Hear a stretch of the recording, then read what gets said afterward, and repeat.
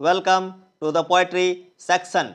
Today I am going to discuss one of the best poems of Percy Bysshe Shelley, that is Ozymandias.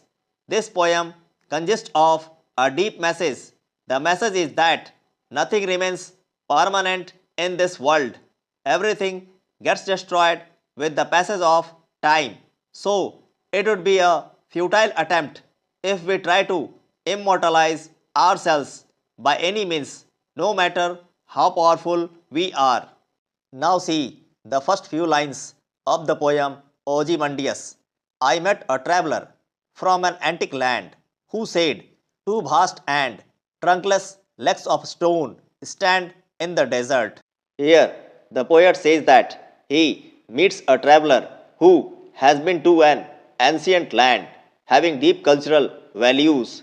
The traveller then starts narrating the things he saw there. He says that two large legs of stone without a body are there in the desert. The poet then analyzes the description and comprehends that it is useless to boast of the power one possesses, as everything is transient in this world.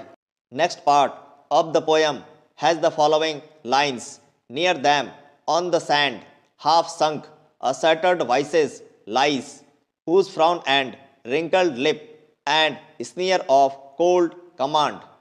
In these lines, the traveller says that near the two large legs of stone without a body, a shattered or broken face that is half sunk lies in the desert.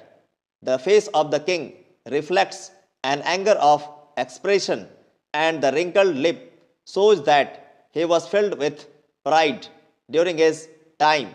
All these show that he was cruel, merciless, and unemotional, for he always looked down on others. The next few lines are as follows.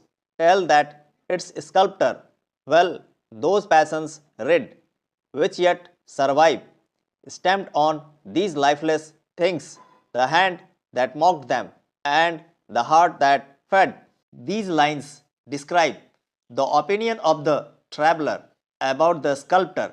He says that the physical appearance of the king's statue shows that the sculptor must be aware of his cruel passions very well, which still survive on the broken statue after being stamped by many a man.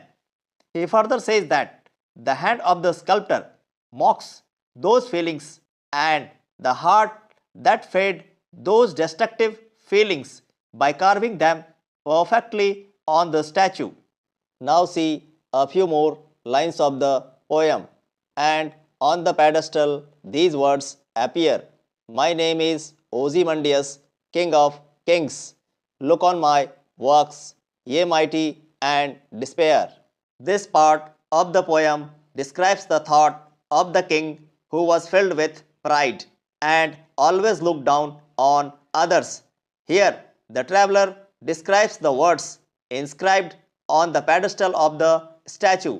He says that these words reflect pride, arrogance, and power of the king, and that the king seems to be challenging all other rulers, saying that however hard they try after his reign, they will not be able to surpass his power and glory, and at last they will have to repent on their attempts.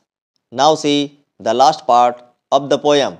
Nothing beside remains round the decay of that colossal wreck, boundless and bare. The lone and level sands stretch far away.